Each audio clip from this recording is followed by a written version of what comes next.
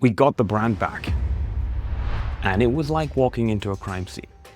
We had to liquidate 800 grand of inventory in our first couple of weeks. That's more than most e-commerce brands make in revenue all year. No one had posted on social media for 5 years. The email list was gone, and the website simply didn't exist anymore. But we're not just surviving this disaster, we're already doubling revenue this year, and I'm about to show you exactly how we're doing it.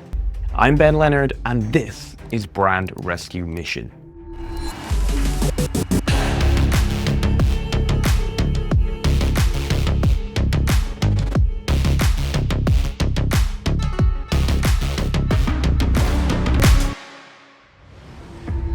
In the first 3 episodes, I showed you how Beast Gear went from 0 to $6 million in annual sales, and then how an e-commerce aggregator nearly killed it completely. Today, I'm pulling back the curtain on where we are right now. By the end of this episode, you'll understand our current brutal reality, the shocking state we inherited, the massive challenges we're facing, and the exact strategic roadmap we're using to climb back from near death to 7 and who knows, maybe even 8 figures again. If you're rebuilding anything in your life or business, this episode will show you how to execute a tactical retreat and comeback strategy that actually works.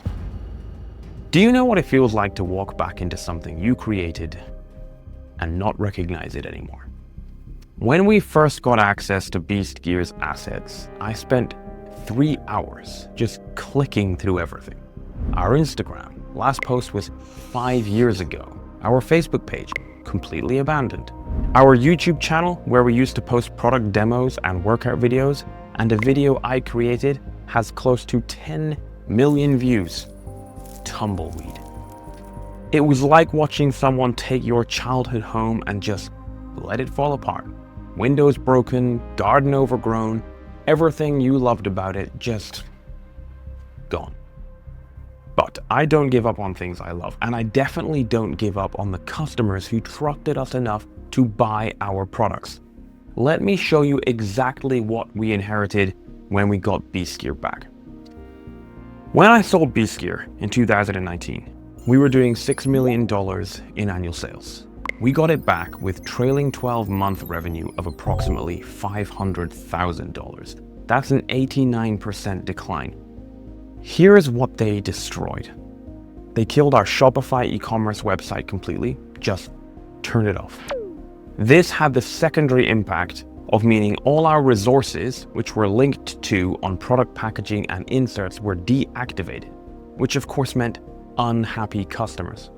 This killed our funnel for getting customers from products they bought on Amazon onto our social media, YouTube, website, email list, etc.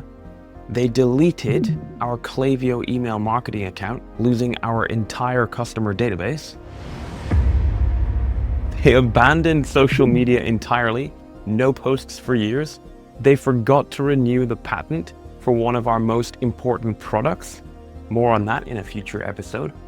They failed to defend our trademark and allow knockoffs onto the market. They botched the US launch so badly, we had to retreat completely. And as you saw in episode 3, they replaced good Amazon listings with absolute garbage. As if that wasn't bad enough, we inherited an insane amount of dead inventory sitting in 3PL warehouses. We had to immediately liquidate 800 grand's worth of stock. Bonkers. The business isn't profitable right now. We're carrying too much inventory of products that don't sell, while being completely out of stock of products our customers actually want. And we're struggling to find the cash to restock the winners because our working capital is tied up in the losers. Fun times. It's like having a restaurant where you've got 1,000 portions of food nobody orders, but you're out of the 3 dishes that people actually want to eat. When you're in this situation, you need to think like a military commander executing a tactical retreat. You regroup, reorganize, and then advance from a position of strength. Phase 1 is to focus on what's working. We're focusing purely on Amazon Europe first because that's where the business is already selling. We can take what's working and gradually improve it rather than trying to rebuild everything from scratch. Here are the improvements we've made so far. Optimized Amazon PPC campaigns. This is where most of our early wins came from. We've started fixing the terrible product listings on Amazon, although at the time I am recording this, we found that for some reason, we don't have permission to update the images for our own products. Wonderful. We've made some improvements to inventory management to focus on profitable SKUs. We've just restarted posting on social again, specifically Instagram.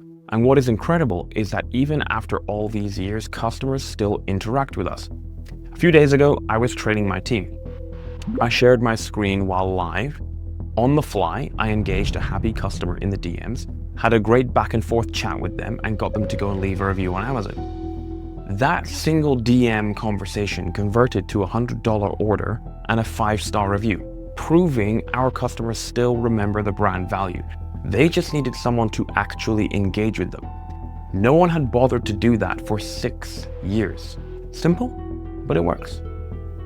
We're on track to double revenue this year to approximately £1 million or $1.4 million. Here's what that means for you. Your funnels and customer touchpoints aren't just marketing nice to haves. They're your business moat. When they disappeared, we lost 89% of our revenue. Protect them like your life depends on it, because your business does depend on it. Phase 2 is the wider rebuild. Here's the roadmap. 1, fix Amazon completely. Better images, A+ content, optimized listings. Actually, while I'm here, if anyone wants to volunteer to redo our Amazon images so they are best in class, then hit me up. We'll do it as a case study and bring you on the channel. Number 2, we will relaunch our website. This is currently in development behind the scenes. Number 3, like I said, we have restarted social media. We rebuild our content and community presence, starting with Instagram. TikTok will come later.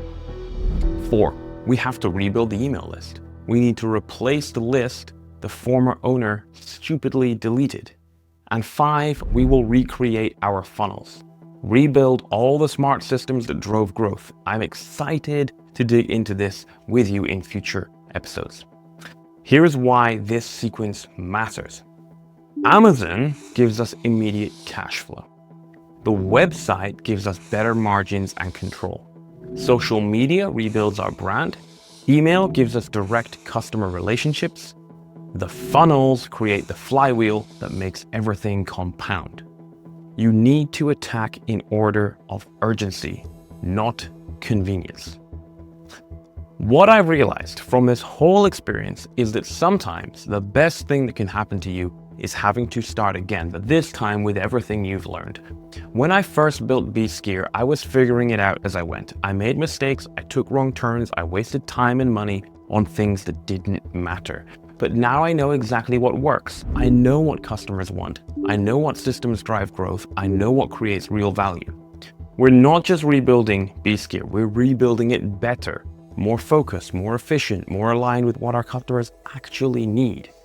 And here's the beautiful thing about tactical retreats. When you advance again, you're advancing from a position of strength with a clear plan, with the wisdom that only comes from having been through the fire. Sometimes you have to go backwards to go forwards. And that's where we are right now with the brand rescue mission. We've assessed the damage, we've stopped the bleeding, we're starting to see real progress. Over the next episodes, I'll be taking you deep into each phase of our rebuild. I'll show you exactly how we're optimizing our Amazon listings, the behind the scenes of launching our new website, and the social media strategy we're using to rebuild our community. Hit subscribe and turn on notifications so you don't miss a single episode of this turnaround.